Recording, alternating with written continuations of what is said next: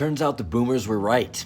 I stopped spending my money on iced coffee, and it fixed everything. After getting advice from that decrepit old man on Facebook Reels, I turned the $1,000 a year that I spend on coffee into $380,000 of profit. Although I admittedly cut some other things in the process, only the absolutely unnecessary things holding me back from true success. I stopped seeing movies and concerts and old friends. I stopped dancing and sleeping with my wife. I stopped calling my family, particularly the old and sick. What a waste of time that was. And time, as we know, is money. I stopped getting drinks with friends, stopped wasting precious moments in the sun at the park, stopped watching sunsets. I found it's much better to work through them. I stopped cooking. In fact, I made it a priority to forget priceless family recipes labored over for generations.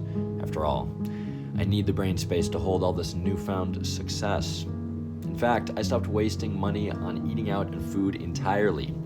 Instead, I've been chewing on the bark from a tree in the Amazon that apparently gives me all of my nutrients, and admittedly a little extra zing. I stopped going home for the holidays. Gifts are expensive, and I cannot waste another moment listening to the wisdom of my elders. Are they the top earners at their company? No. They're retired and lazy leeches, sucking away my potential earnings. I stopped going to birthday parties, weddings, funerals, all of it. And with all this spare time, I've been able to work nonstop.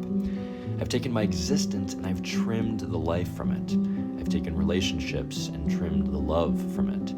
I've whittled myself down to a dust with an impressive net worth. A dust that with one small gust of wind will be blown into the prairie, spread indifferently amongst the milkweed and purple clover. And at my funeral, of which there will be none, there will be no one to mourn, no good times to recall, no reckless times to reminisce.